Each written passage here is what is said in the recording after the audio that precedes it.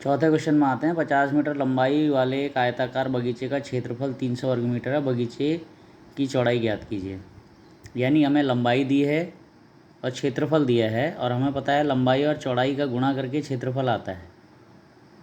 यानी 50 और अगर यहाँ पर 6 होता तो 50 और 6 का गुणा करके 300 आता। अब प्रश्न यह है कि क्षेत्रफल और लंबाई से हम चौड़ाई कैसे निकालें। तो इसका मतलब क्षेत्रफल को हमें लंबाई से क्या करना पड़ेगा, भाग करना पड़ेगा। तो ये सूत्र बनता है, आयताकार बगीचे का क्षेत्रफल 300 वर्ग मीटर, लंबाई है 50 मीटर, तो चौड़ाई निकालने के लिए क्षेत्रफल को लंबाई से क्या करना पड़ेगा, भाग करना पड़ेगा। कभी लंबाई निकालनी होगी तो क्षेत्रफल को चौड़ाई से भाग करना पड़ेगा, ये हमें ध्यान रखना है। और ये हो जाएगा 300/50, 50 से 300 को भाग करेंगे 6 मीटर। अतः आयताकार बगीचे की चौड़ाई 6 मीटर। अगला क्वेश्चन है, 500 मीटर लंबाई और 200 मीटर चौड़ाई वाले एक आयताकार भूखंड पर 8 रुपये प्रति 100 वर्ग मीटर, 100 वर्ग मीटर के लिए 8 रुपये मीटर की दर से टाइल लगाने का व्यय ज्ञात कीजिए। तो टाइल कहाँ लगेगी, टाइल इस जगह लगेगी जिसे क्षेत्रफल बोलते हैं। इसका मतलब सबसे पहले हमें क्षेत्रफल निकालना है।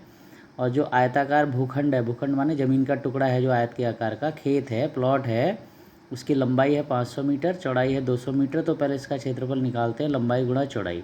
500 गुणा 200, 5 दूना 10 के पीछे 1 2 3 4 जीरो, यानी 1 के पीछे 5 जीरो वर्ग मीटर, 1,00,000 वर्ग मीटर।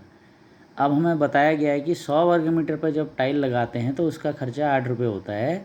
तो 1 वर्ग मीटर पर टाइल लगाने का खर्चा हो जाएगा 8/100। यहाँ ध्यान रखेंगे, जब भी हम किसी चीज़ को कम करेंगे, एक का पता लगाना ज़रूरी है, इसे ऐकिक नियम कहते हैं।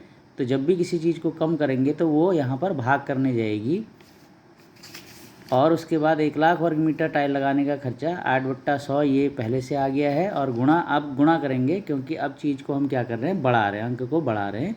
तो 2 जीरो से 2 जीरो कटेंगे, और उसके बाद 8 गुणा 1000 यानी कितना हो जाएगा, 8,000 रुपया।